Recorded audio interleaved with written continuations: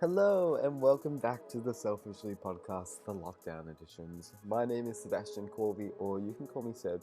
And on today's episode, number 13, I have my lovely and wonderfully talented friend, Sophie Gabrielle on. Sophie and I went to uni together, and she is a very talented fine art photographer.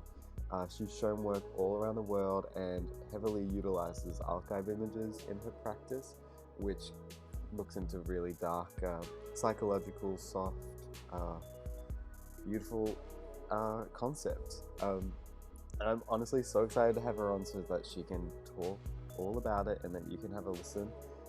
In the podcast, we talk about her art practice and how she develops her ideas, as well as where her interest with photography came from. We talk about the art community in Europe and how it differs to here in Australia.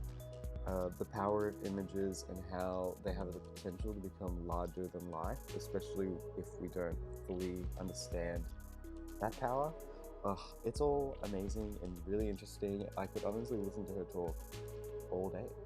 I spend half the podcast fangirling about it anyways. But I love it and I love her and I'm really excited for you to hear it. So I'll stop rambling and take it away.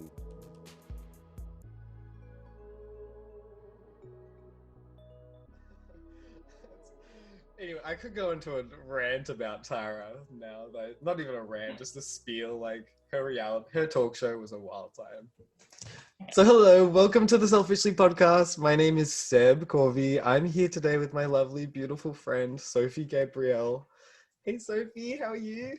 Hi, Seb. I'm good, thank you. Thank you for having me. I'm It's very excited to okay. be here. I'm so happy you're here. I'm so happy to talk to you. I know we've already literally been talking for over an hour about everything, but now we're here ready to record and get into the juiciness of picking your brain. That sounded very bizarre. Bring it on. Yeah. I'm ready to be picked. Before I suppose we jump in, but are you a big podcast gal? I do love a good podcast. I've never been interviewed for one before, but kind of can't stop listening to them. I'm really into. Can I say the names of the ones that I'm into? Of course. Go for it. I really like Reply All. Which is all about the internet. Which is very interesting. In what way? In what way? Yeah. It's hosted by these two guys who used to be like in the IT industry, and now like everything's a bit different, but they do like one of their best ones is called Snapchat Thief, and they look at someone whose Snapchat was stolen from them because her username was lizard, and they actually fetch like quite a really high price, these individual like names that don't have any numbers or anything on them, and so they look at how people do that. And they recently did this one, this catch up where a couple of years ago, this guy called one of them, who was a scammer, and said like, your MacBook has been infected with this virus, so just pay $400 and we'll get rid of the virus for you, blah, blah, blah. And he ended up, he kept calling this call center over and over again in India until he eventually ended up going there and meeting this person that was trying to scam him. And It's a wild ride. Yeah, oh my it's really gosh. interesting. It's so wild to like think about that industry of like internet scamming, like the people who do call people all the time, or it's the people who are the ones who send out those emails. Like, hello, my name is... Well, they really go into how a lot of people who are making these calls have actually been scammed into doing it themselves. And I don't want to give away too much because it's a great series, but it really goes into, because he meets these people who, they didn't know that that's what they were doing to start off with, and a lot of people don't. That's wild. And then there's another really good one called Ologies with Ali Ward, and it's all about different sections, different areas of science. And Ali Ward is like just the most excitable person. She's so interested in everyone. And she does all these interviews with scientists about their different fields and how they got into it, and it's just a really good time. Damn, yes. That's one of the things I love about podcasts is how they can just like shine light on these really niche areas in you know, just like anything that some people just like really knowledgeable about or really passionate about, and Mm, it allows them to just share that.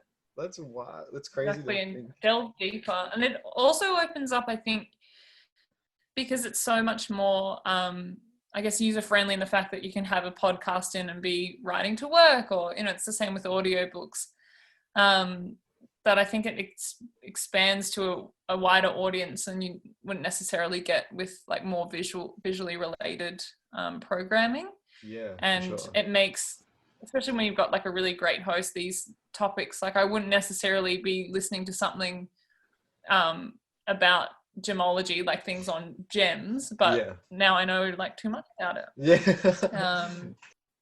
Um, have you listened to The Rabbit Hole yet with from the New No, York Times? no, I don't think I I heard that binged one. that, Yeah. I which might is write all this really down. funny because the whole thing is about it's this journalist looks at how people go into these YouTube like binges basically, and how the AI has been created in YouTube to send people down the rabbit hole. Yeah. Especially with people looking at more negative content, and how their opinions and ideas can be skewed. And it also looks into the QAnon Ooh. conspiracy of people like believing a lot of very interesting things. Wow. And that was really eye-opening. And especially this idea now that I'm at home, and right now I'm speaking to you via Zoom, and I'm looking at my computer in my space, and I believe that I have complete control over this computer. But when I go onto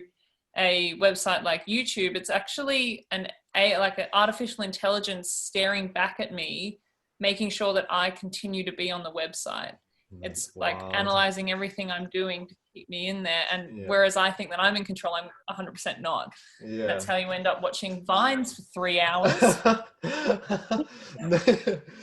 It's the whole, yeah, you're so right. This whole algorithm's AI's job is to find the best way to keep you on and clicking so that you see the most ads, so that that site gets the most money they can out of you Exactly. before any other sort of website. It's so crazy to think about the level of manipulation that actually goes into this sort of stuff. And like manipulation is easy to be used as like a big scary word, but at the same time it's perfectly explaining what they're trying to do, you know? Manipulation is the correct word to use though, because it's something subconscious and we don't know we're doing it. I like have had to catch myself even with Instagram and putting like the paid for content just in my feed, or things that are for sale, and like participating and just like liking it by accident. Or, you know, I've definitely gone in, like had a few shopping carts like with 4 items. I'm like, what? I'm like, what am I doing? It's like 3 a.m. How did I get here? I'm just on Yeah. checkout right now. No, I Yeah, totally. exactly. And like even And like the way on the way. they engineer stuff with the notifications. And I remember listening to a TED talk one time, I think, about how it's engineered to give you a rush, like a drug. This thing. Like they've engineered it that way to get you addicted to it. And it's just wild to think about. I mean, especially when it does come to do with like our subconscious. Yeah, and um, what we're waiting for, and where we get that dopamine hit. Because yeah. I've seen friends, and especially us being photographers, like you take Oh a my great gosh. photo of someone or even yourself and you post it, or someone else posts it, and I've seen people just waiting on their phones for those likes, and that needs to reach a certain amount of likes for it to be qualified as good in their eyes, or they get that feeling of like recognition or respect, or thinking that they're attractive because a bunch of strangers said that they were. Yeah. Like it hasn't, No. but it's that dopamine fix, and it's never enough. No, 100%. And especially like like you're talking about in regards to being a photographer and stuff, or not even just in a general sense of posting a picture of yourself. I remember I like always would talk about how I've struggled with going through. At one point, I just had to get rid of my social media. Like, I wasn't using it for a while just because it was getting to an unhealthy spot of getting stuck, like they said, going down a rabbit hole of, oh, why aren't I doing these sorts of things? Mm, And it's just like, so it'll be interesting to see in, like, 10, 20 years, these actual long-term effects of having such ingrown digital social connections. Does that make sense? Like, this time, we haven't had a time like this where people are so obsessed with sharing everything about themselves. Exactly. I mean, and they're doing something that's seen as social, but you're actually just in a room by yourself with no human contact. And there's a lot of things that get misread from the tone of your voice, being able to like see someone's body language, and even being able to, I think, like really, you can walk into a room and sense if there's tension or sense if someone's upset. Like you're missing out on all that. So all these things can't get communicated correctly. And that miscommunication can lead to like some really negative side effects. And well, especially when especially if you come across something completely out of any sort of context. Like, you might come across someone this is the first time you're ever being exposed to this person, whoever they may be, anyone in the world, but you're like seeing what they want you to see, but then you are seeing that through your own filtered perspective, if that makes sense. So it's all like this weird, I don't know. I don't know. It's what you bring to the table too. And it is that well, as we're kind of like speaking before, there's also people with these huge platforms and who aren't actually doing that much with it in regards to using it appropriately, or following like the health and safety regulations of what they should be doing, because like they need to have this constant, like they're addicted to the rush of them being popular, and so they're going to be doing these things to get that, and then not having and then having these big followings and actually not using them for good, which is I find really, really interesting. Then especially them projecting this image, this idea, and then there are definitely degrees of relationships, I suppose you could say, people have with the people they watch or follow or whatever. And if it's someone that they idolize in a certain way, they could take what they're saying, verbatim, or not even what they're saying, but how they're treating or responding to the situation as the appropriate thing to do, which isn't necessarily always the case, as we can see by opening YouTube or, going on Instagram or something like that.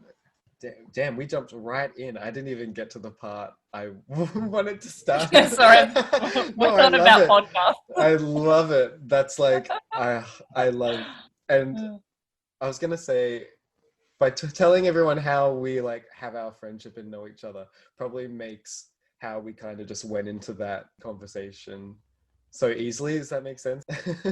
So like, to catch everyone up, Sophie and I, how about you say, I want to hear from you. How did we meet? You have to remember. No, kidding. So the way Seb and I met was actually the first day of university at Photography Studies College, and I'd recently moved to Melbourne from Canberra, and I didn't know anyone. The first day of school, I was quite terrified, and we met because I'd accidentally gotten stoned at the lunch that they'd given to everyone.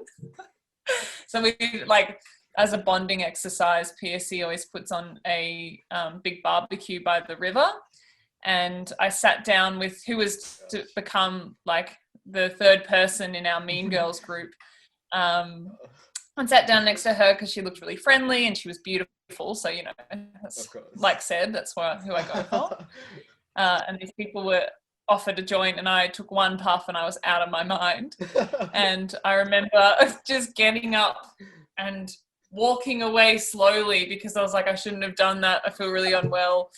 and was walking away back towards the school, and I hear this, "Hey, wait for us!" And you and Steph were running up after me, and I was like, and then we've been friends So funny. since. Oh my gosh. I love that story. I just before I suppose I want to catapult into that, and even though I just said we would talk about that, how long had you been in Melbourne for? I think 2 weeks or a week and a half. So I did my year 12 in Canberra. Yeah. And then I hadn't studied, so Okay. I had started uni when I was 20. So I had 2 years off, and that's where I like really started being a photographer. It was after I'd finished year 12. I was like kind of constantly taking pictures. And then I got hired by this gentleman who ran a DJ company in Canberra.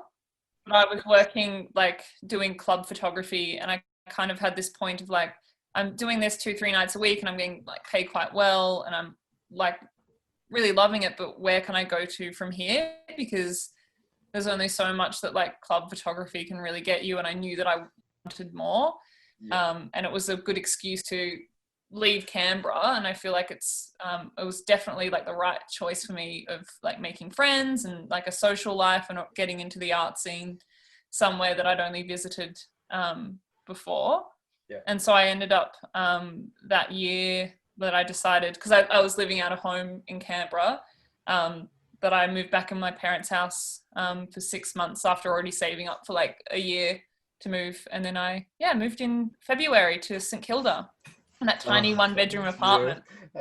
Always have such treasured memories of that apartment.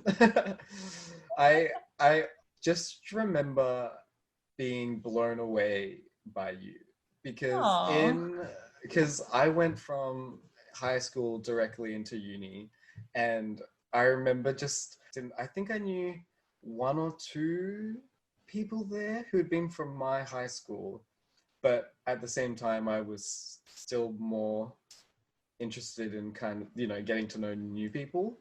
And I remember there was a point where we had to, doing all that school orientation fun, we had to like say our name and what we like to photograph, or had to introduce ourselves. And I remember you, just the way you spoke about, I can't even talk now. I was like, I appreciate that you can speak normally. But I remember you just like, you were there because you wanted to be there. You were there for the purpose, like it's easy always like for people to go into uni and then you see them being like, oh, like not take this seriously. It's just like whatever. But I could tell that you were there and you were committed to it and serious, and I was just like drawn to that. And then we just became like, and then found out you're like this lovable weirdo as well. And who could take shit seriously and wasn't afraid to like say what you were thinking. Like when I think about first year, points that always stand out is just you in class being like, well, what do you mean? Or, like creating conversation and being intense. I loved it.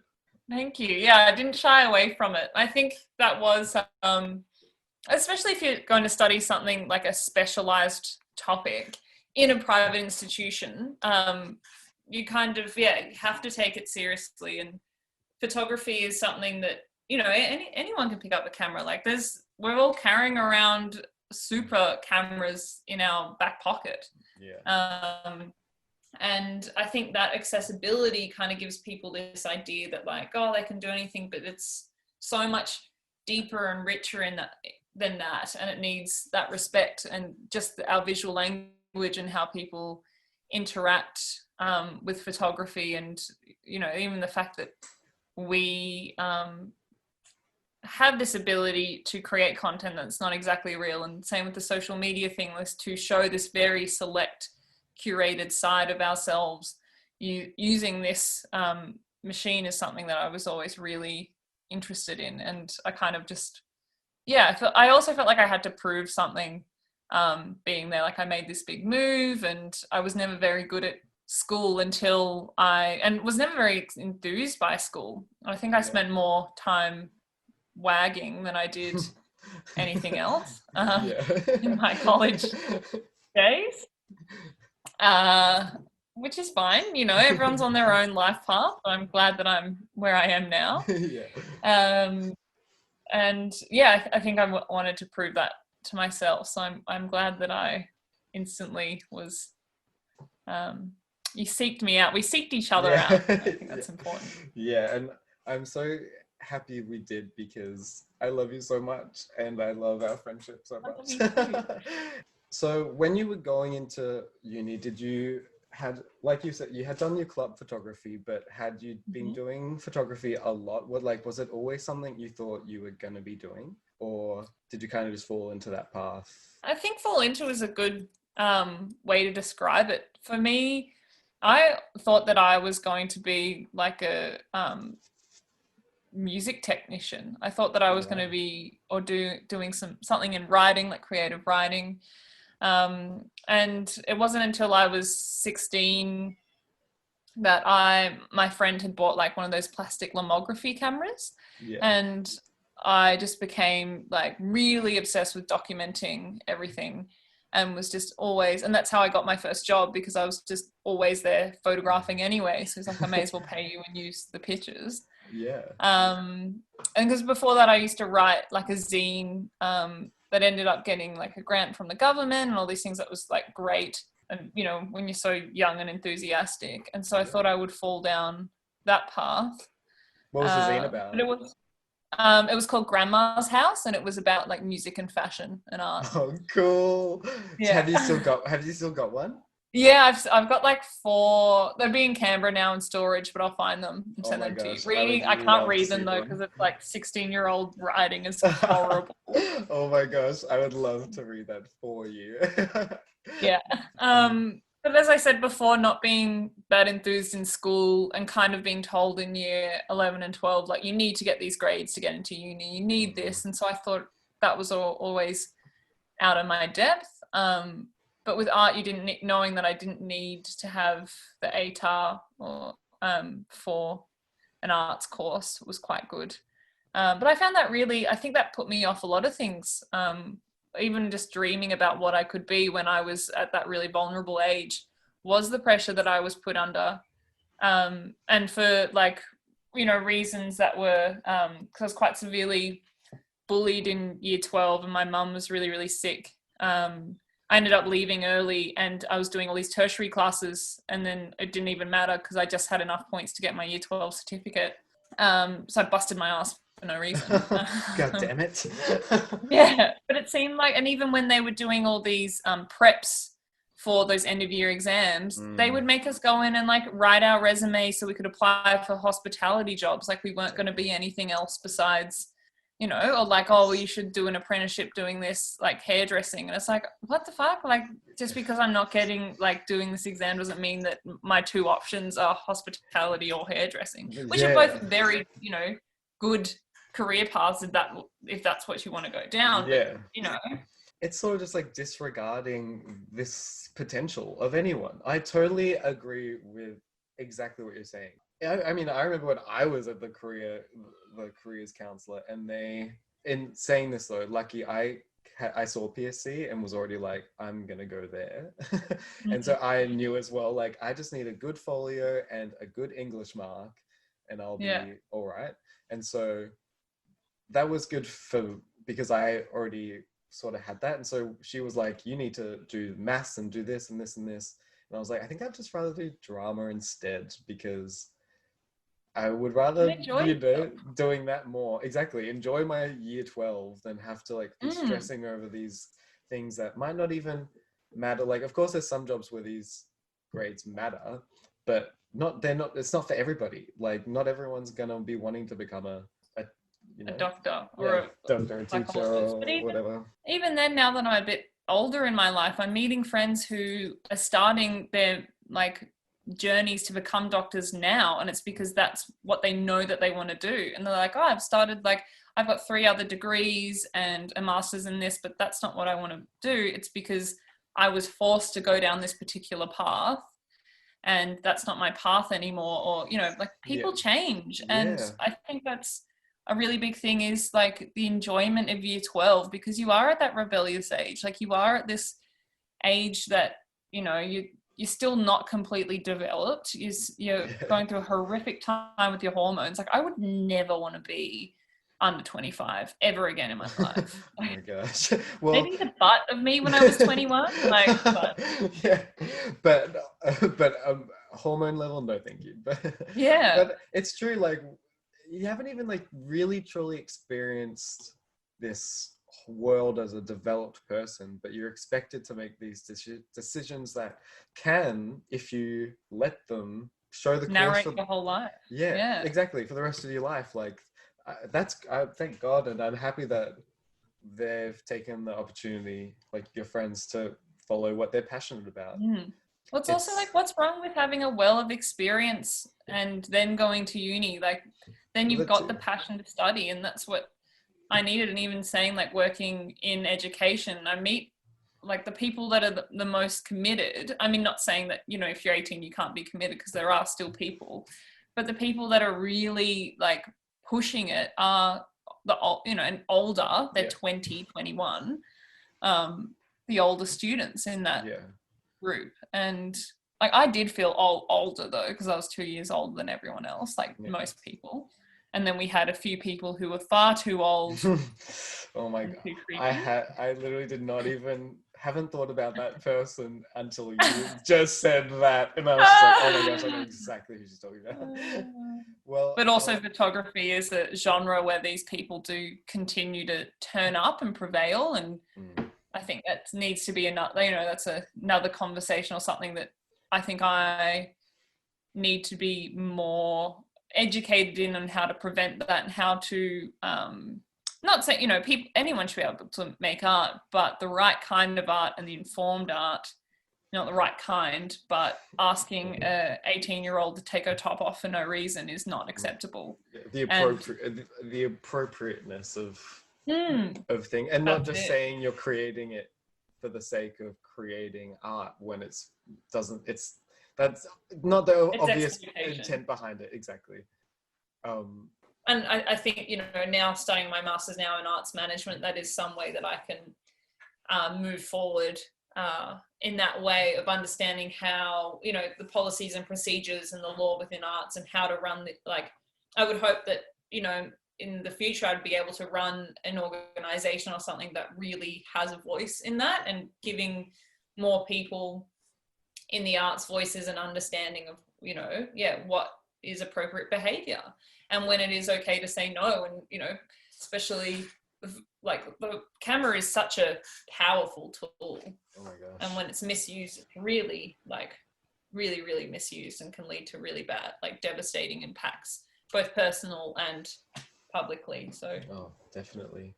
I don't think a lot of people are very aware of how these things, and even images themselves, can become these larger than life sort of things out of their hands, in multiple different ways, like ruining someone's life, or, you know, highlighting something that needs to be seen by people. I don't know, it's or misinforming people of things, especially when like composition and now like Photoshop. Let's not even get into the topic of deep fakes, because that's something that really terrifies me. Yes. Or even just, you know, now with a lot of people are turning to photography and to the internet to make money for themselves in the sex industry. And I think that's really great, and I think that's really positive. And I've got some amazing friends who do some amazing work, and I've done a few bits myself that I'm really proud of for them. But it's also educating people that, like, every photograph you take or put online that's got a GPS in it, like, you can be tracked down so easily, and people aren't even aware of what their metadata is telling people, because it's quite simple to find out very like private things about people if you know what to look for. And so it's like gearing people up with that information, and also finding like where your images have ended up in the world is something people need to know. Oh my gosh. You probably have heaps of stories about that, right? Yeah, a bit, not as much as like, you know, I think that people with more, I guess like really popular work would have. But I've definitely, even just this repost culture and people not crediting your, like these online magazines that are actually just Instagram accounts that take your work, and you know, all it is a pre-written email, like pre-written Instagram message, can I use your image? And most people will say yes, and then you're having this conversation with the artist, you're recognizing them as a person and the work that they put in it. And you know, being someone who, like, I use archive images, I use found work in my own work, but I'm really conscious of where it comes from and like what the underlining context of those images are when I do choose to use them, and there's a reason why I use them. I wouldn't just blatantly post someone else's work without acknowledging it, because a lot of the archive images, they don't have any also, one, they're like too old, but they don't have any actual like who this person is on it, which is like vastly different to just using contemporary photographers' work without their permission. Yes, definitely. I want to get into the archive stuff because I'm really curious, because it is another part of photography that people might not necessarily always think can be photography, if that makes sense. And I'd love to hear your opinion on it all, because you delve into archive stuff as well. But before I ask that, I just wanted to say you're, of course, an artist. You've been working, you did your art major. I originally thought I was going to do photojournalism. Oh, yeah? Yeah, and up until, I think it was like, would have been the second year I knew I was going to do art. But I remember being completely overwhelmed in those first art classes. I cried over trying to do a mind map and like come up with an idea of something. I just wanted to be told what to photograph, like do it, you know, like a photographic essay. Yeah. I, you know, was way better at that. And it only took me turning on my brain and doing the research of how other people had interpreted things that I realized that like I was really, really into it and interested in it. How did you like the way you create images? You usually have this quiet, it's beautiful, it looks like they can look like paintings, they're so soft, but at the same time they play with these like really dark ideas. Have you always been interested in that sort of art making, or was it something that kind of developed over time? I think in all art I've been definitely interested and driven to more of an emotive and like psychological landscape, and so in that it's definitely like the darker side of thing of expressing emotion. I've always, you know, I'm secretly a goth on the inside, and I think that's where a lot of that interest in like these darker arts comes from. And yeah, I definitely have always been drawn to that. Like even as a kid, I remember having like a very specific, like that's what I was interested in. And my parents, both of them are like quiet Canberra goths as well in their own right. So I think it's been always surrounded by that, and then really interested in like making photographs that look like paintings, especially in my early years of uni when we started using the studio. I really liked that Rembrandt lighting style of photography and these painterly pictures, because it didn't have to be this like sharp, crisp thing. It tells a story and it's more poetic. And I think that's what I kind of search for in all my work, is that it tells a story and it's poetic, and it can be interpreted in, you know, many different ways, and I kind of leave it open to be interpreted by the third party, by the audience, because I don't think that art really, like, obviously we make it because we have to, but if it's this personal piece, then I won't show people. But if it, you know, if I believe that it should be out there, then I'm really open to the way it gets interpreted by other people. And I think there's a reason for that. And that's why, I kind of fell into the archive, like always collecting images. I remember when you and I wanted to do, which we should still do, our cult project, Yes. that I'd created like a little book of just ideas using archive images. Do you remember that? I do. I remember I remember when we were brainstorming these things, because we had that discussion. Well, we've actually had it a couple times, but I remember when we did like our first shoot at your older house, with like the sheet and the pot plants and stuff. And then that was back in like 2018, I think. And then I think it was 2016. Oh, it was, because it was was it right before I started third year? It was. Yeah. Oh my gosh. Yes. Oh, because just for context, I took a gap year after first year. And then went back to uni after I took the gap year. So we graduated at different times, but we still stayed friends. Thank God. But you're saying yes. So this idea of interpretation in the archive. So I've always been collecting images, and same since I was a kid, like would cut things out of the newspaper, make scrapbooks. Only recently which I kind of regret throwing out, but at the same time I'm trying to, especially living in rentals and not being sure where I will end up, as I'm meant to be overseas right now. Throughout all these clippings that I had and that I've been collecting for ages and making collages with, or that I just kept because I found them really intriguing. And now that's moved on to a more digital landscape. And it's the fact that, all these images exist and they were like taken for a reason, especially when photography wasn't seen as an art form. It was more of a documentation. And I first really was really interested in the spiritualism side of it, of people when they first realized they could do double exposures. And so they were saying that they could communicate with ghosts and this the magic of the photograph itself.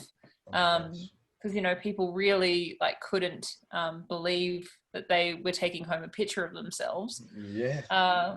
So going back to spiritualism in photography, I then found just the ways that we'd kind of been documenting things and what was believed to be true or not, and people really believing in these photographs that were, now looking back at it, they're completely false.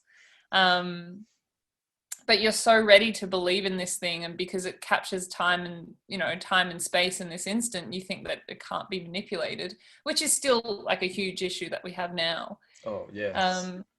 And so I just, I would never think that I would, back in the day when I started collecting them, didn't think that I would end up using it so prolifically. No, so prominently. What is it? Maybe prominently. Yeah, that's it. So I was like, I'm not prolific yet. Yeah, keyword. I mean, you're definitely on your way up there, girl. Thank you. Prominently as I do.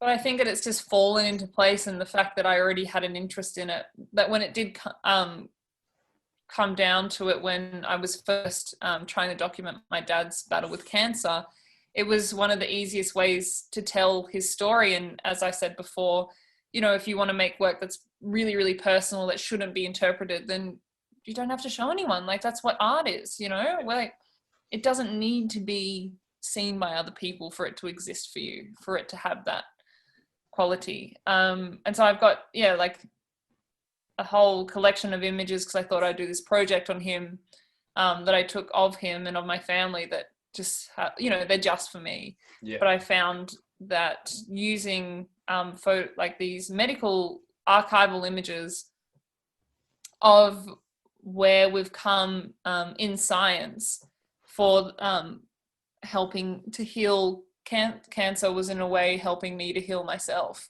And I just got really into, from also studying about what he was going through, these archive images of how we've progressed. And it kind of fell from there, because they were also really interesting and had this weird quality, they're lost in time.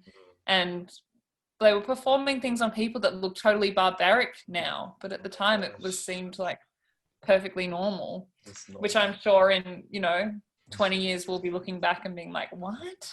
Oh, for sure.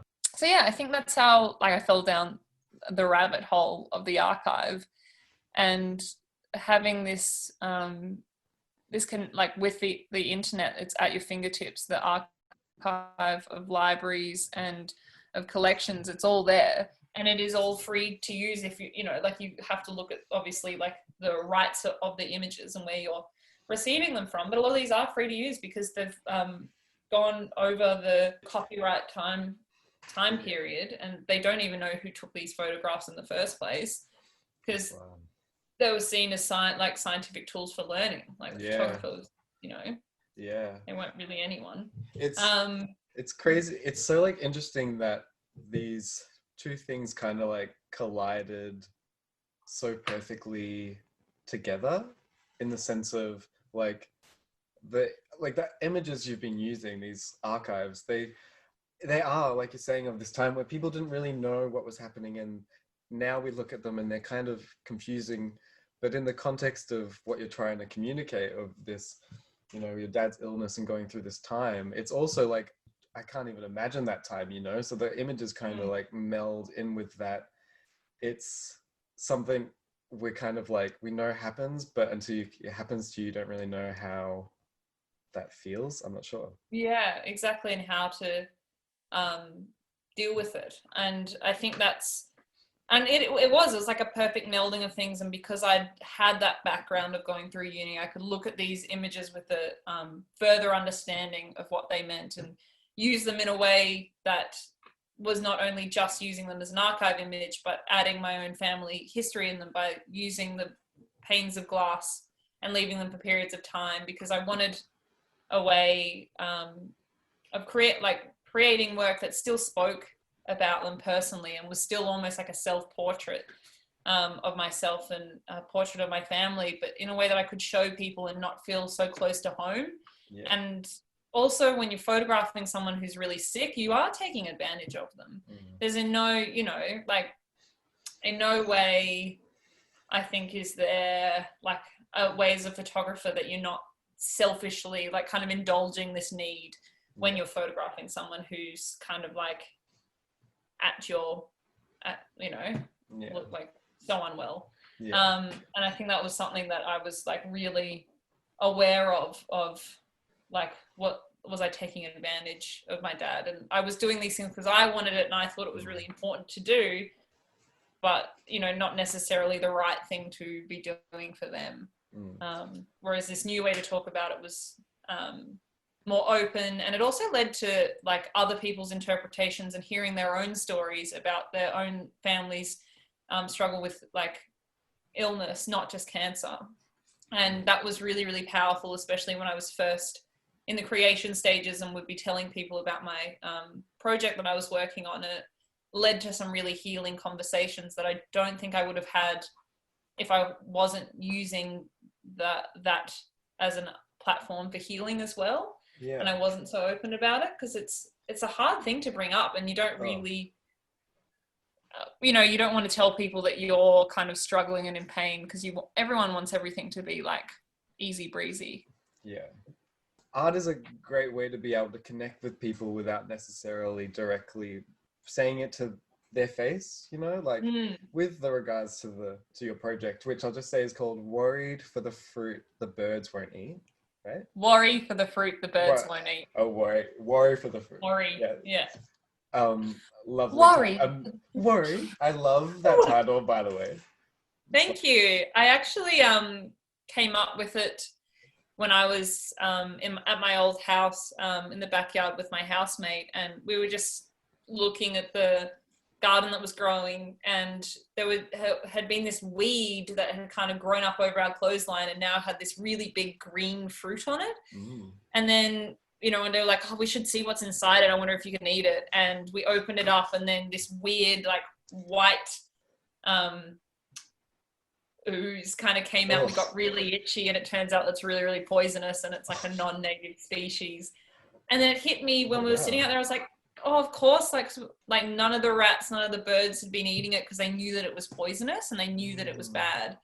And I thought that was really perfect, especially with cancer where it's this thing that you can't see, but a lot, you know, like they say dogs can smell cancer and stuff, and like you have to be like people can be sick without having any physical ailments. Oh, I love that. Yeah. No, I don't love that, but I love the metaphor you're using, like Thank you. the wording of it's beautiful. Like, thank you. So, and I've been struggling for a name for ages, and then it's just one of those things where you're like, oh, this is what it should be. of course, like hallelujah. I always think of photography like, well, usually the projects I'll, you know, entertain or start creating or whatever. Most of the reasons I will create them is sort of like a way of understanding for myself. And I suppose you said that about in regards to this project, but has that always been how you've looked at, like, when you make work, is that important to you? Does it have to be something you're like questioning, or is it, how do you figure out for yourself what idea you might follow? A lot of trial and error. I've always got, I think, like 3 or 4 ideas like swirling around in my head that I'm interested in. And it's only through like chasing a few that I realize that like maybe this isn't what I want to do, or it's a like much longer, long-term project. And they kind of just wiggle themselves out. Like there's the ones that I keep coming back to. But saying that some of my most popular images are ones that I had in like my disregard bin. They only had 1 star on Bridge. And then I go back to it and I was like, oh, this is actually quite good. And it's getting those second opinions and talking to other artists and being comfortable with creative, constructive criticism, which I still struggle with. And sometimes, especially, I've been looking at doing a photo book for Worry for the Fruit, and I put it on hold, which I'm really glad for because we were going to do like a tour this year. Yeah. But I'm really glad I put that on hold because I was like, I'm not ready. And the criticism that I was getting from it, though it was constructive, I wasn't able to like step away and process it as well as I would like. Yeah. And I think that's, with all like my projects, I know that I'm on a really good idea, but it's only after like giving it to my like trusted group of friends or letting people see it do I really think that it's good, and like continually working on stuff. Like there's hours and hours and I just get a little bit obsessed with one thing, and then that's what it ends up being.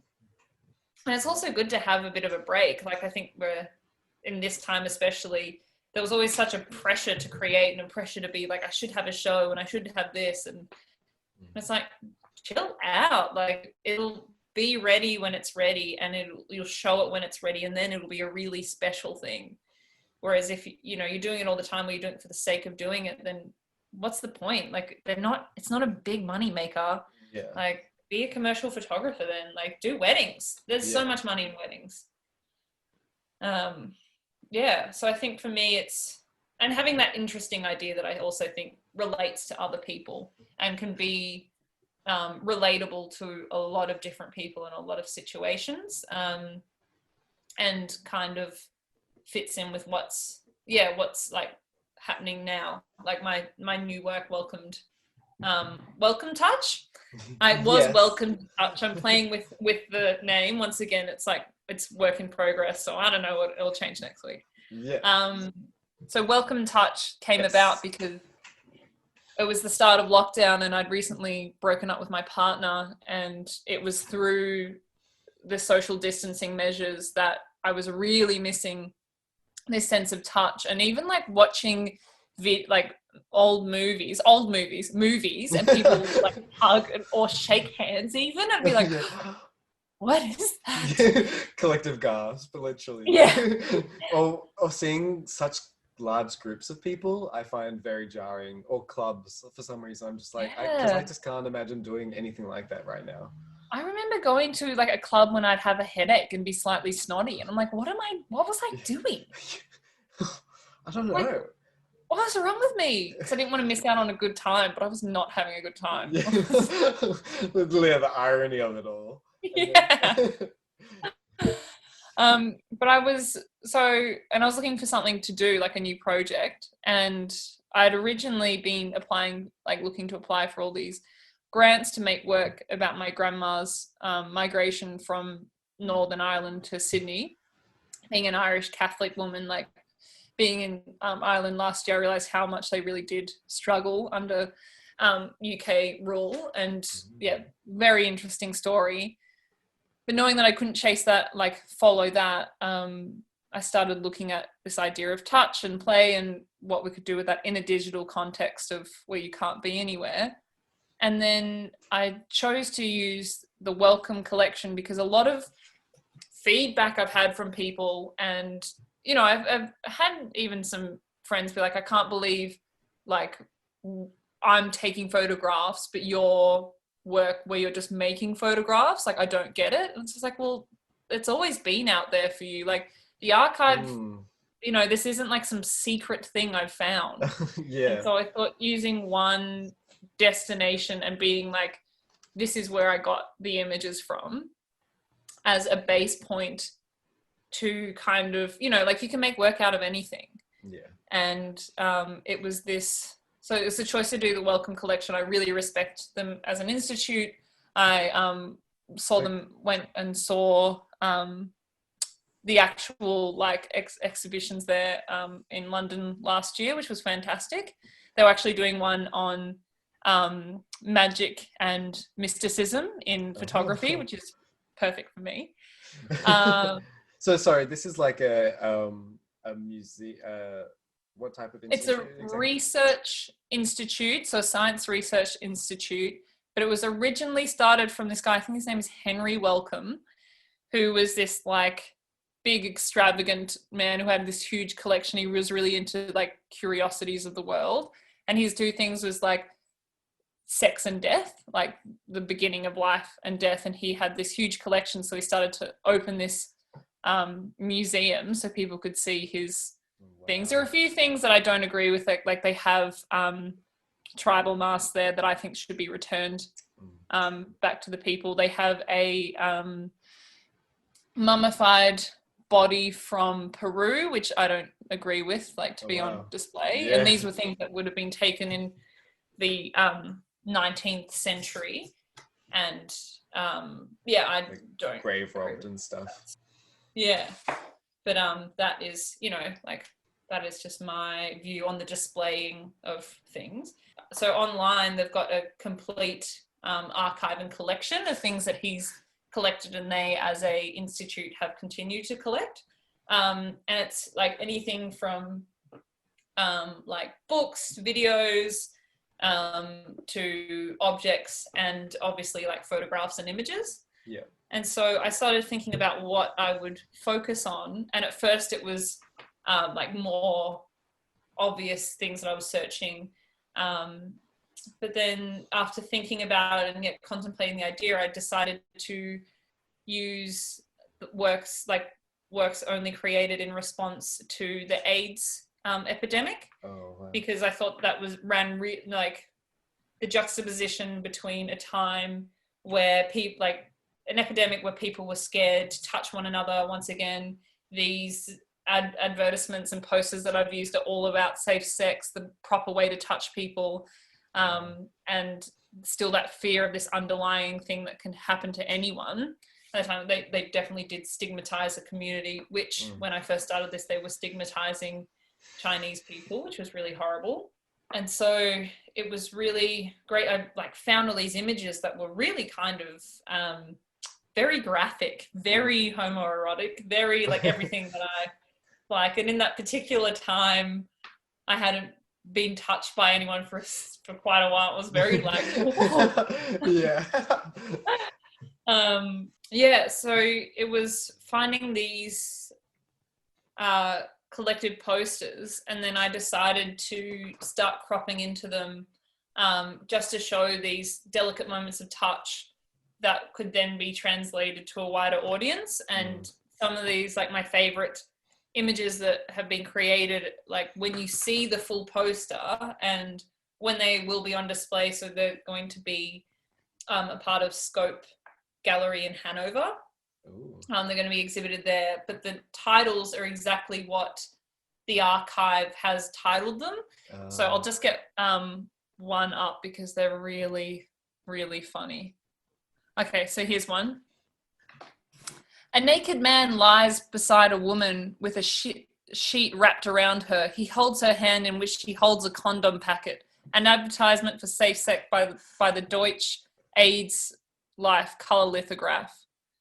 And that's what the title's going to be, because that's how in an archive you have to describe everything is in there. Oh my gosh.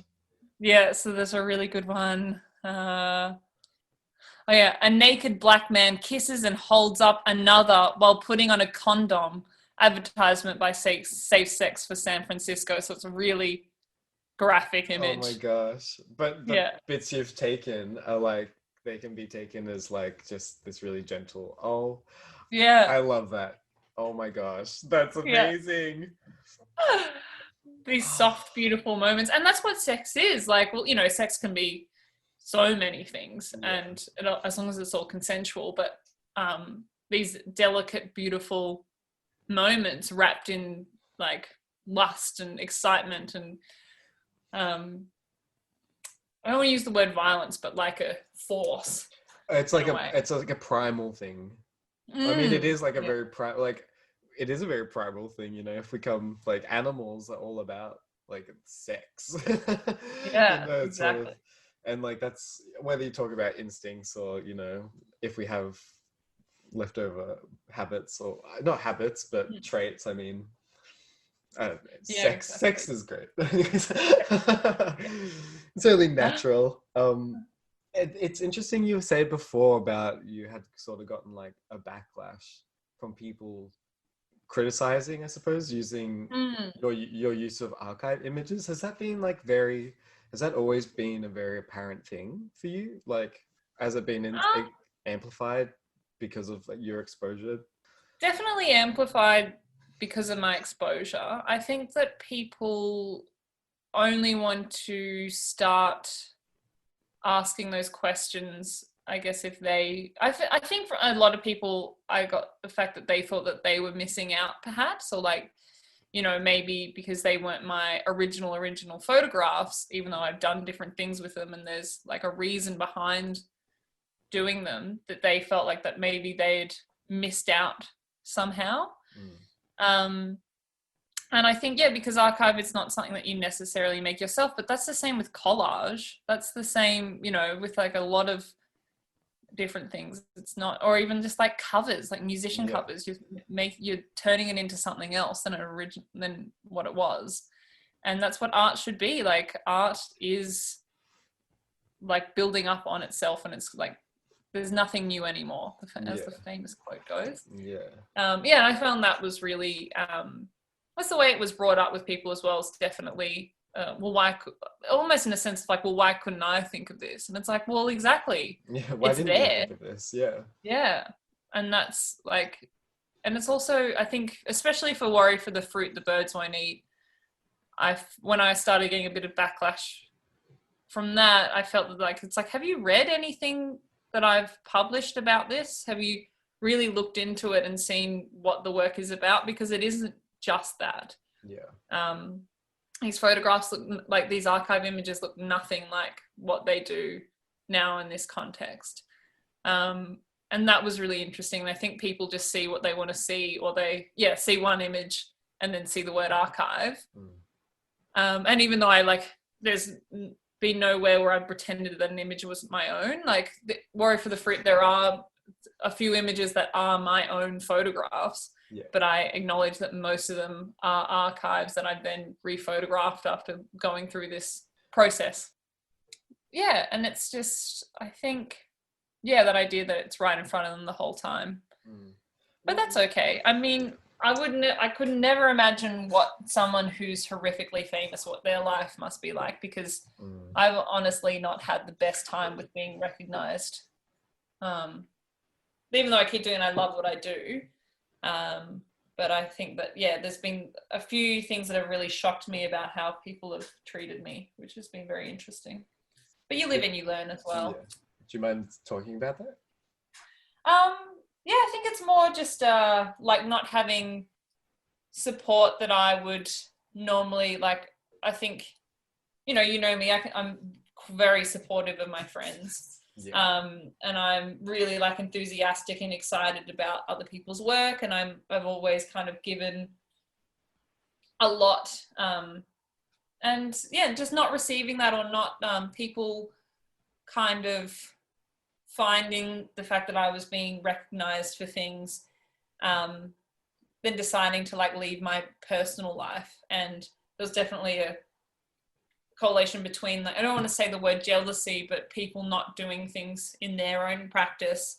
And so seeing me being successful in my own practice would have been hard for them. And I just don't think they knew how to really take it in an appropriate way. Yeah. Except for like being quite personal and kind of excluding me from things in their life, which was hard. But then like I've met some more amazing people, and it's kind of like led me to realize where those better and closer relationships are in my life. So that's good. Yeah. But I can't imagine, especially people who are popular for like, you know, notoriety for like acting or singing or something, Yeah, how much like that a would really widely spread sort of yeah. audience thing. That would be wild. Yeah, Like, wild. that's like a different lifestyle altogether in itself. Like, I don't even know. Exactly. Which is, yeah, like learning about that, and even in our own niche little photo world where like I'm not that big, you know what I mean? Like I'm getting recognized and I'm really enjoying that recognition and getting to have these conversations with people that, you know, I would have only like 2 years ago really considered like beyond the scope of being interested in me. Yeah. So I think that's great in our own little world, but it's been, yeah, especially the archive. Yeah. But it's not like I haven't been photographing my own work and have my own practice as well. But it also doesn't like disregard the intentions and purpose behind the use of the image at all. Like it shouldn't be taking away any voice that you're giving to it or anything else, you know? Like it's still how you are interpreting and then presenting, and it's not just Exactly. literally about taking the picture. It's Yeah, it's so way much more than than that. Yeah.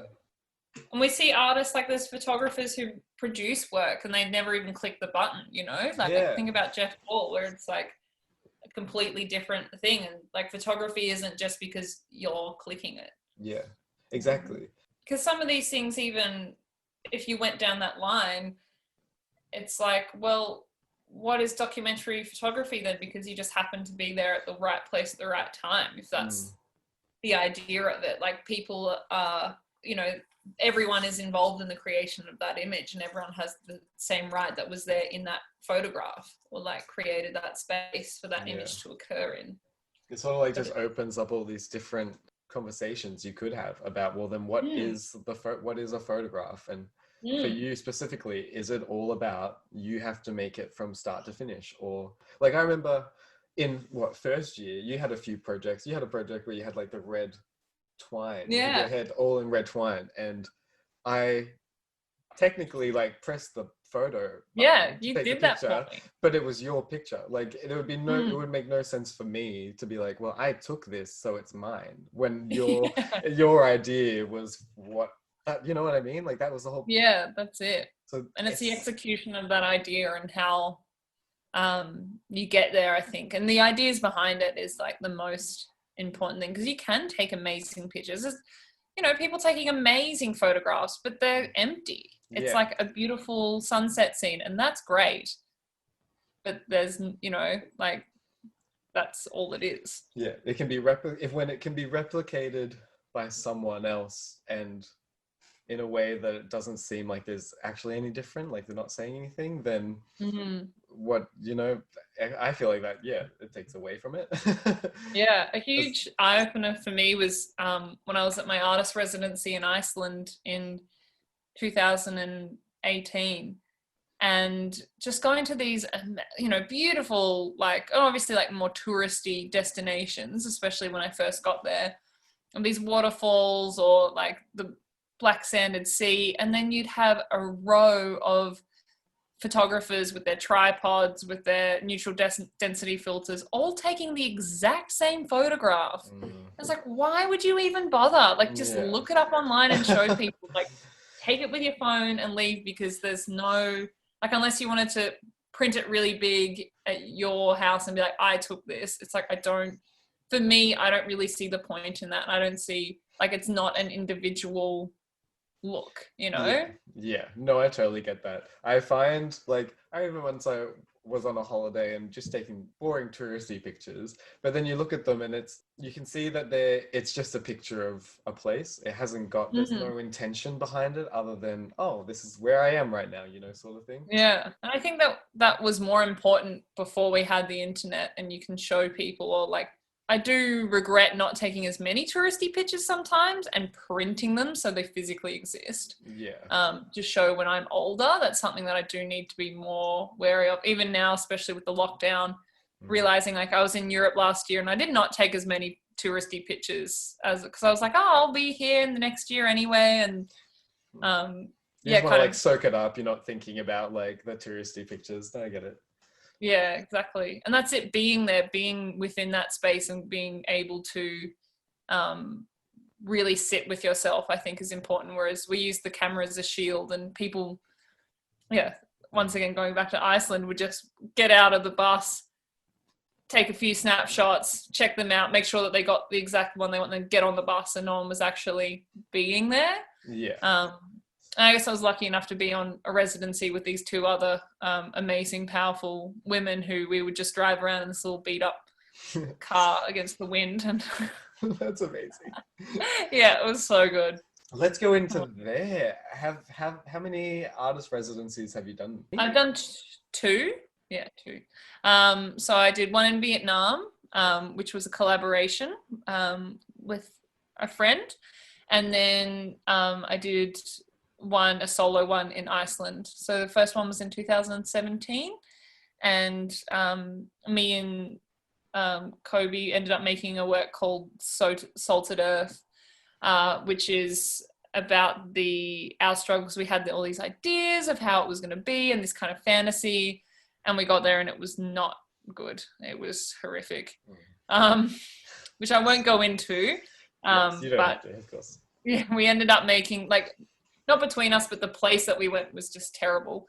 But we ended up making some really good work from it, and it's like really uncomfortable but beautiful and scenic, which was good. And that was a really big learning curve. And then the next year, I've always had this like Icelandic fantasy, as I'm sure a lot of people do. Yes. And I ended up staying in this like farmhouse by a giant mountain near this thermal lake. Okay. So it's one of the only places that, because it's so warm all the time, because it's connected to this like really big volcano, is the trout breed twice a year, and they never see that anywhere else. And it's it has this hot pool that it can, like, it's boiling hot pool. But what they used to do is there's a like myth, there's a folklore that's where all the Vikings would be baptized, because it's like closest to one of their first like parliamentary gatherings. Yeah. And so it's like one of the first like hot spots that you would be able to go to. And I was really interested in a part of this folklore was that there were 6 rocks around this hot spring. And there was a folklore that this king had been overthrown, and him and his 5 sons were all decapitated and thrown into the snow. And these monks came and like carried them through the mountains and then washed their body in this hot spring and then buried them into the mountain near where my residency was. And I was really interested in this idea of this like healing spring water and this ancient water. And this place that I was like foreign to and kind of fell in love with, though. And I went at off-peak season, which was good, but it was still ridiculously busy when we would try and drive to like a more touristy destination. Yeah. So the main intention when you go to these residencies is to make work, right?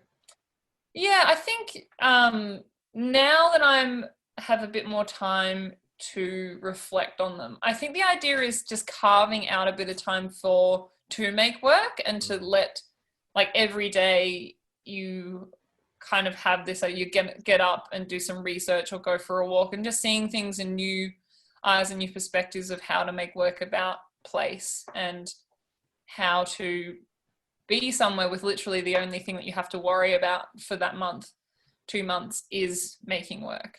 And I think that's really healthy and really important. And even if like the work doesn't even have to be like exhibited anywhere, you know, unless it's a part of the contract with the residency that you're doing, it can just be for you. And it can be an exercise in learning new ways to think or new ways of creation. And I thought that was really important. There's a woman who's a part of the residency and she's a writer and she's like, it's just perfect. Like she was from the States and she's like, it's just a month of my life once a year where I go somewhere to just write. And that's the focus for me. And it doesn't have to be this amazing thing, but it's just that you quieten everything down and you're somewhere new. So you're kind of opening yourself up to those experiences.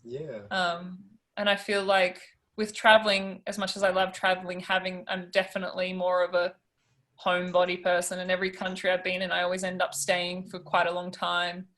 Just because I like to find my feet. I get too tired and too worn out. Well, what's like, because you've just recently been on a European, because a tour. You had a bunch of exhibitions there, right? Yeah, I did. So in 2000, well, I was a foam talent for 2019. So Foam Photographia is a art museum, photography museum and gallery in the Netherlands. And I was the first Australian to ever be selected as a foam talent, which is pretty big. That's amazing. And so they took my work so I showed in New York. I showed in New York twice, actually. I also showed with Lens Culture, which was good. And then they had a show in the Netherlands, a show in the UK, a show in Germany.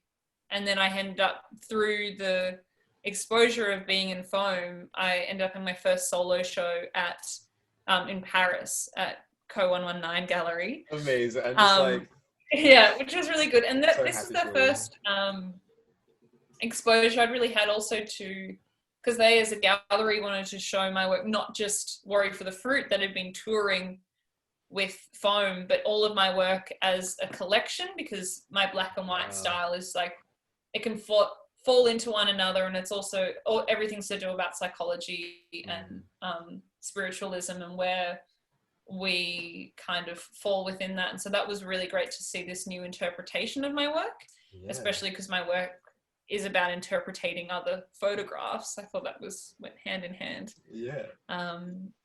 I ended up so that was really fantastic. Unfortunately, because I'm in Australia, I only got to go to the Paris and the Germany exhibition, but that's okay. Like it was all I also had my first solo show in Melbourne at the Centre of Contemporary Photography last year as well at that time, which was really good. Amazing. Thank you. It's like incredible. I'm so happy for you. Reflecting now, especially with what's happening in the world, it was really lucky. I was incredibly lucky to be given those experiences and have now, it's kind of set me up as a name that's kind of been recognized a bit more overseas and interest in it. And it's led to more collaborations, which is really good. I think in saying that, that's why I was feeling the urge to relocate to Europe, because I do think that Europe's, at least 10 years ahead in its art market and its respect for arts. And now, especially the way that like the government sets out to fund artistic work and, being seen as an artist is seen as like, that should be your full-time job. Not just like, you have to have your full-time job and your arts practice is what has kind of been seen in Australia. Most of my sales and publishing and physical works that I've been published in have been from Europe, like all of them from Europe, really. And a lot of my sales, like a larger majority is especially from the Netherlands and Germany, and that's where I wanted to move. Go They where the just market love is. me. Yeah. Yeah. Yeah. So it's just, it just kind of felt like that's where I should be. And hopefully, 5 years down the track, that is where I'll be again. Yeah. Okay. Nothing's stopping you. I was gonna say, well, you kind of answered it already, but I can't even imagine what the art world scene would be like there, just because I think it's vast. Like you're saying, it's much more appreciated there. The government's not like out to get artists in Europe as opposed as they are to in Australia, But it's was definitely it like a shock? Yeah, there's a lot more going on. Even just, I had a talk in Paris about my work, and I wasn't, because I was like, well, no one knows me here. I don't speak French. Like, people turned up, like lots of people turned up, and I was really surprised and were generally engaged and wanted to talk with me and be like, were really, really interested. And I think that's something that we're kind of missing. Is that enthusiasm. And even just, I mean, like, I know Paris is a huge city and it's renowned for that, and same with a lot of like places that I went, like my work was shown, they're kind of renowned for these bits of art, but I guess that's the point, and that's why people are drawn there. And it's engaging, and there's just always something on, and there's always something to blow your mind. Like, one of my favorite things to do was for us just to walk around, especially in like Berlin, and when we're staying in Amsterdam, was just to walk around and find things, like find shows. And that was really incredible, and you're never not surprised. And I'm sure that like happens in pockets of Melbourne, especially when you're in the new eyes. You've got new eyes because you're in a new space, and you're more open to saying yes to things. But I think in the long term, it's just like they just have a more sustainable policy when it comes to the arts, that can keep it going. And I think that's just that culture there that it's kind of being like supported, whereas here it's not so much at all. It's kind of seen as this, like, it's not seen as something that will help society. It's seen as an indulgence here in society, whereas in Europe they understand that arts can help you communicate better with not only yourself but with other people. It gives you a bigger, broader perspective. It is another way of like releasing tension. It's another way of socializing. It's like, if we put the amount of like money that we do towards sport that we do in Australia, very specific, I'm not saying that there's anything wrong with, I mean, look, I'll even say the most unpopular opinion. Everything happening with the Australian Football League right now, ridiculous. We're in a pandemic. People from Melbourne, in the state with like all of the cases, should not just be traveling up to Queensland where they're fine just because for entertainment. Like, okay, I get everyone's bored. This is a huge Australian thing, but you make exemptions for one. I don't want to get into it. It's on a really sliding scale. And it's just like, you kind of have to suck it up and not go to your big sport event. So I understand. And like, I actually, sorry, this is kind of just going off topic. I literally remember my high school their main thing was that they always were like, we are sports for first high school. Like, that was meant to be their main draw and appeal. And they like, they weren't like big into art at all. That's just a common thread in our culture thing, I suppose. In like Australia, obviously not everywhere, but it's very much more like about that getting out there, rough toughing, as opposed to like being able to create art, which is also culture, which is also what society is based on. So it's really bizarre.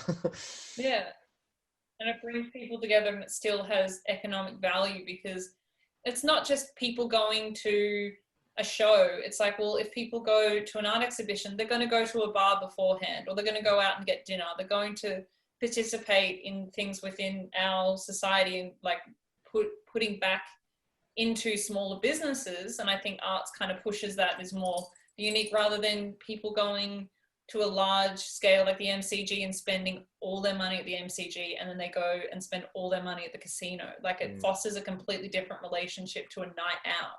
And sports fosters this really like consumer commercial idea of what you're spending your money on. And you know, I think it's really stepping on a lot of independent businesses, whereas I think the arts, it's a bit more niche, so people are more likely to do something a bit more bougie or go to the like a smaller like cocktail bar or go to like a small eatery. And yeah, it shouldn't be seen as like, art shouldn't be seen as this fancy thing. It's like we should make more of it accessible to everyone. But I think that's what we're kind of looking at more in a grand scheme of things, is that accessibility. Which is very interesting. I'm even interested with working with Good Moon Rising, which is the arts festival I helped run in the past 4 years. And our main thing that we look at now is accessibility within the arts, and just how many spaces now being aware of that.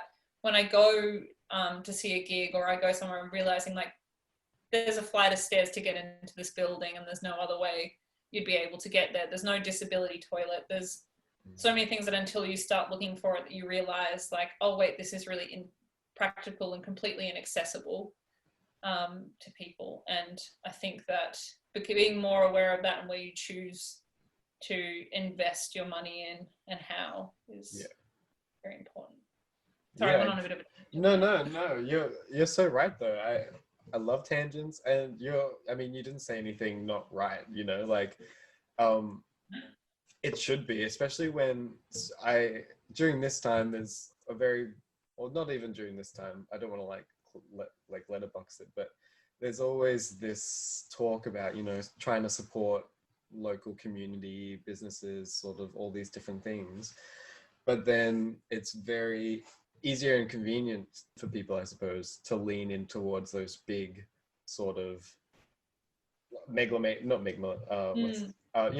entities, like you're saying, like the MCG or these corporations. Yeah, it's an interesting thing to at least acknowledge and be aware of, you know, like what's this push for the Australian public and small businesses, but then kind of doing the opposite of what they're saying.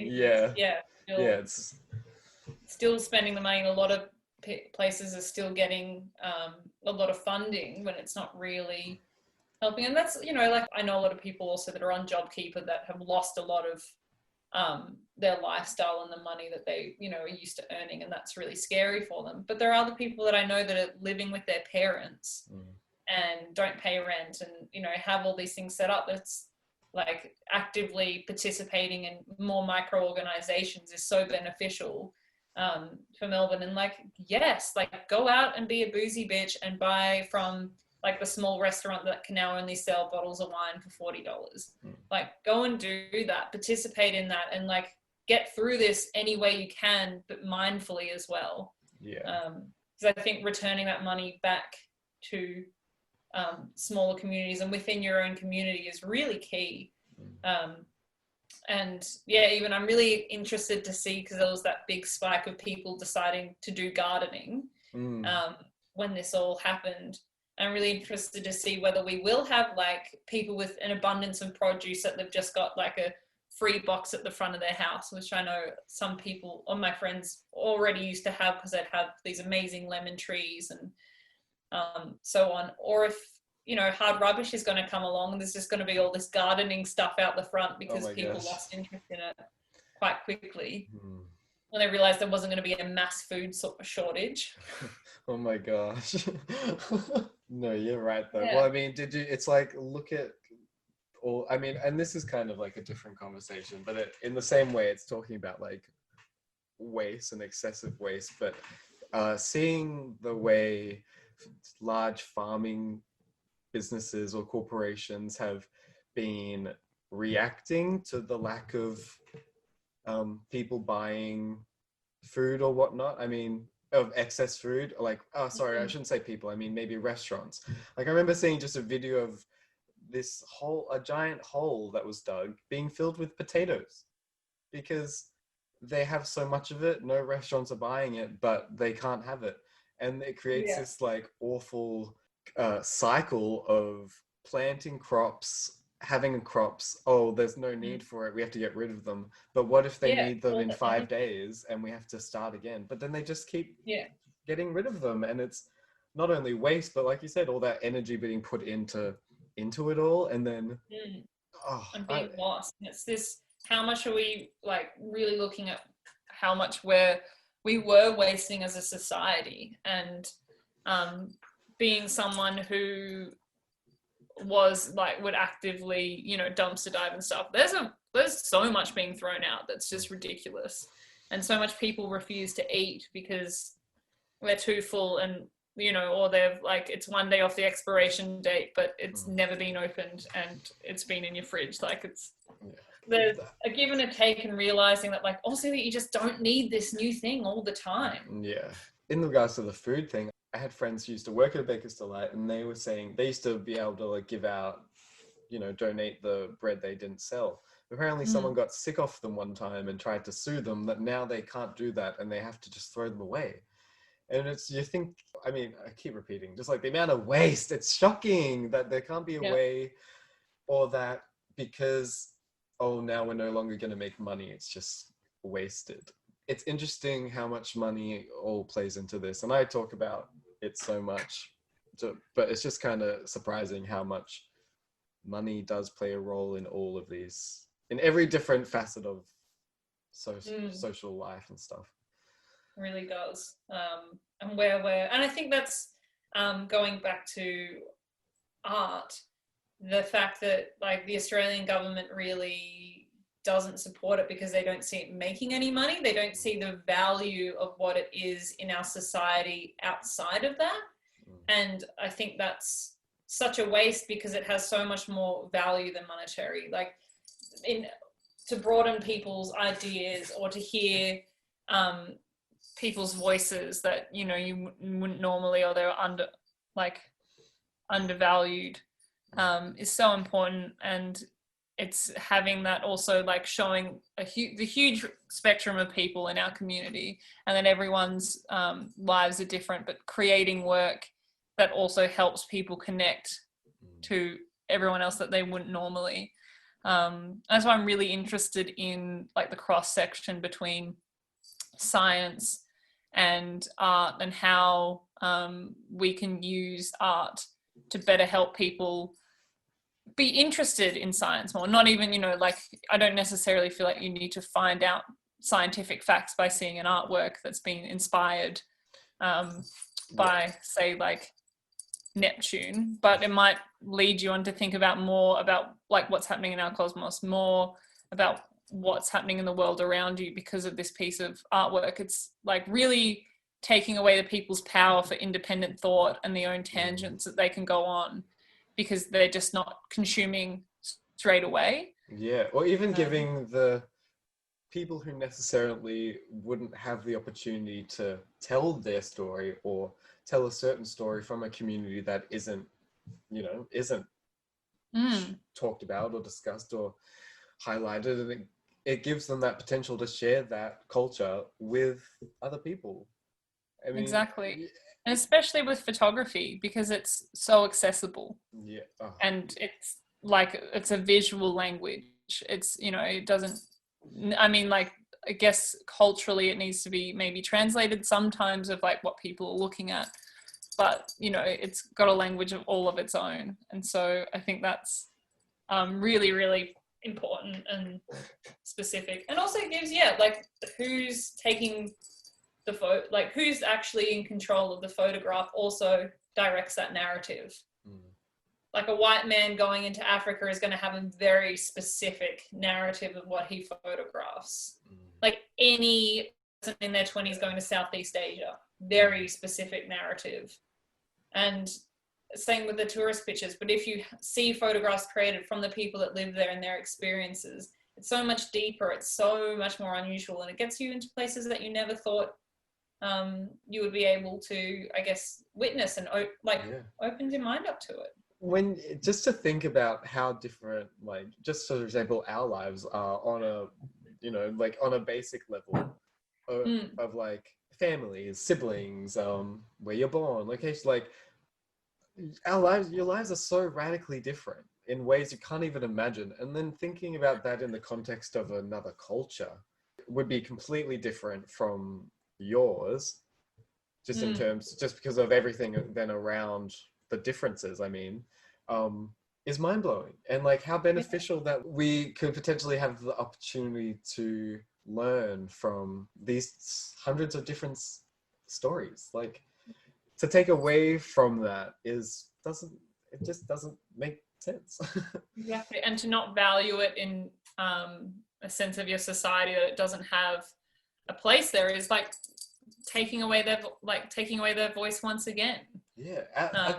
A country's identity is like its culture, you know, it's people and its culture. And if you don't allow those people to express what it's like within their environment or whatever, what, like, aren't you doing a disservice to your own country then? Like, yeah, exactly. Well, I think we can see it, you know, the lengths people will go to when they have their own story, and how much that changes the public's opinion and the power of it. I mean, look at Baruch Bouchani. So Baruch Bouchani's work, No Friend But the Mountains, and then corresponding his book, and then looking at that next to Hoda Afsa's work that she made with him in Manus Island, was all created because they could speak, you know, they could speak in Farsi to one another. They were in this, she's an Australian Iranian photographer, and he was like trapped at Manus Island, and they were able to communicate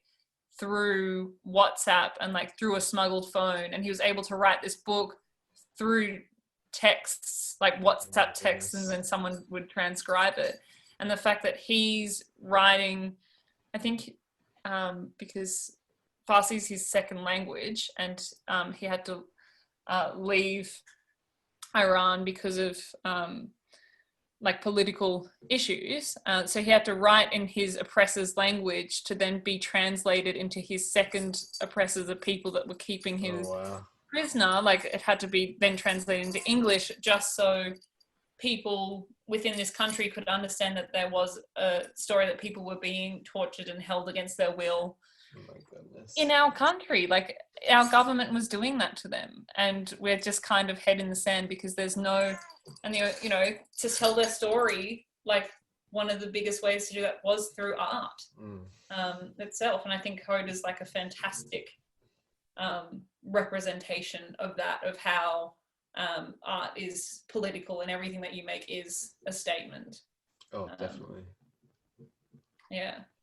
Oh my goodness. It's, yeah, I think a good summary is just to say to undervalue art and its power in society and in culture is it's a dangerous way of moving forward as people, you know? Like, and it's stunting. It stunts our society, and it doesn't give us enough credit for it. So, yeah, I think that's like going back to just how I found the arts market. It just made me thirsty for more, and kind of sad of where it is in Australia. Even like the fact, as an artist in most places in Melbourne, you have to pay an extraordinary amount of money to show work. People think like, oh wow, like you've got this exhibition, blah, blah, blah, but they don't actually know that you've spent $2,000 to have that exhibition space for a month. You've then spent $4,000 on printing and framing your work. Then you've got to like get people out there. So you're like, not to mention how much money it took you to make that work originally. Yeah. So it's a complete like investment, and you know, and they're like, oh, you must be selling so much. It's like, I'm not covering my costs whatsoever. They don't make that, you know. I think CCP is one of the only places that pays artists like proper artist fees, that like that isn't a huge institution. Yeah. Yeah, it's been very eye-opening in that sense as well. Like, I remember having the first conversations with the gallery in Paris, and they're like, no one has to pay for the space. Like, that's not really what anyone does here. And it's like, what? You're just like, what does that mean? Are you sure? Yeah. Yeah. Like, yeah, we'll print it. Yeah. Like, you know, obviously, like, they're taking a percentage of sales, but the fact that I didn't have to spend my own money Yeah. was so bewildering to me, and really, it made me realize how much we're undervalued here. Yeah, well, that's kind of just simply puts, like, kind of just simply shows how different it is, because you can't just go into somewhere and be like, do you think I could display here, without a conversation, unless they've like approached you or whatever, about how much it's cost for the rental space, and like you said, all the other stuff in between. Whereas they don't have to worry about that. My mind is just like blown.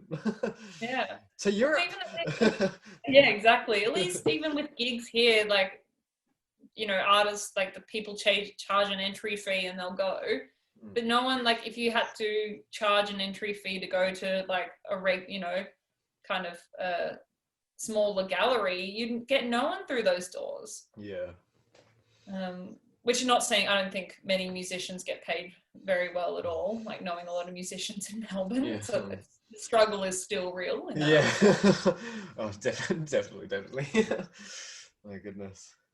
I feel like we've nearly been recording for like nearly 2.5 hours. Yeah, we started at 2. We started at 2 and we talked about an hour, just about private stuff, our lives, catch up. Yeah. And now it's nearly 5:30, so I feel like... Wow, that's crazy. I've got to go out and buy groceries before I have to get Lulu a cat ring helmet, Aww. A cat cone, and we have curfew at like 8 o'clock now, so yeah, I'm crazy to say. But otherwise, I could talk to you for hours. I could literally just listen maybe to we you should talk. just do this regularly and have like a fancy cocktail once a week. I'm so down. I would love to do that, too. honestly. I love seeing you. I miss having you in my life, and hearing your stories and just talking, like, I love them. And I literally could just listen to you all the time. Thank you. You too. Oh, bless. But no, thank you again for doing this with me. My pleasure. Is there anything you'd like to plug or say to anyone, shout out, whatever? Shout out to my mum. Yeah, we love her. Yeah, Margie. I guess. I'm a part of the newest and latest edition of Unless You Will, which will be coming out on the 13th of August, even if this comes out later. But what it is, they've actually done this, speaking of artists being paid correctly, is that as a print journal, they are paying, like, everyone who is a part of each edition gets to be a part of the royalty. So every sale they make goes back to the people who were interviewed and the people who created it. Oh, wow. And as someone who's been, interviewed before, and seeing as a younger and emerging artist, like, my time, I'm basically given for free. I've given so many interviews for free, which is like, I love talking, obviously, but being recognized for my talent and my time has been like a really big confidence boost. Yeah. And I think what they're talking about, and this new structure of print media is really exciting. The way that the women from Unless You Will have gone about it, and it's a really cool. It looks like it's going to be a really cool edition. It's got Alex Soth in it as well. Yeah. So definitely. Sorry, what's that called? Unless You Will, which is headed by Heidi Romano, this amazing German woman who lives in Melbourne, or just outside of Melbourne. And I think Unless You Will, the name comes from this idea of like, no one else is doing this, so I am. So she ran like the first independent photography festival in Melbourne. Like all these, she's really been like one of the, and she's from Europe. So I think that she came from Europe and was like, why aren't people doing these things? Yeah. I love that, creating, sort of seeing what's kind of lacking and creating it yourself. I love that. Yeah, that's it. And kind of opening your eyes of what can be possible. So yeah, I feel like that's a really good one. And my book, Through a Vulnerable Occur, which is a collaboration with a musician, C. Buckthorn. It's the first time I've done something like this, where he's actually created an album in response to my photographs. Oh, and so you can Yeah, so you That's can the get- vinyl. Yeah. I need that because Yeah. I have been collecting vinyls recently, and I saw that and was just like, holy shit, this is the picture for it is amazing. I need it like on my wall. So I've even already written down to like check out. Thank you. So yes. Yeah, and it was amazing my work being taken into another form. And I'm really excited to continue to do something like that, which in our next conversation you'll hear about the music projects. Oh, yes. So Literally yeah, so that's much been to talk about. Yeah. Oh my gosh. And what's your Instagram called in case anyone wants to check it out and follow it? I'll link it below, but I'll just want you to say Sophie Gabrielle. I think it's with an underscore in between. Yeah. And then my website is sophiegabriellephoto.com. Love it. So be sure to check those out because they're beautiful and I love you. Love you too. What more can I say? I just love you so much, and thank you again for doing this with me. My pleasure. Thank you. Oh my gosh. Well, thank you guys for listening, and thank you, Sophie, for being on. I hope you enjoyed it, and have a lovely day. Thank you. Bye. Bye. I hate doing the endings. I seriously do not like recording the endings. But anyways, thank you so much, Sophie, for being on the podcast. Thank you guys so much for listening. If you want to check Sophie's stuff out, I've got links in the descriptions below. Check out her Instagram at Sophie_Gabrielle, as well as her website, Sophie Gabrielle Photo. Thank you so much again. I love her so much. I hope you really enjoyed the conversation we had and what we talked about. There's so many more things we could dive into that we just didn't get the chance to now. But if you like the podcast and want to hear more, follow us on Instagram, YouTube, SoundCloud, wherever you're listening to this. Thank you for listening and enjoying it, and I can't wait for the next one. So I'll talk to you guys soon. Have a lovely day. Bye.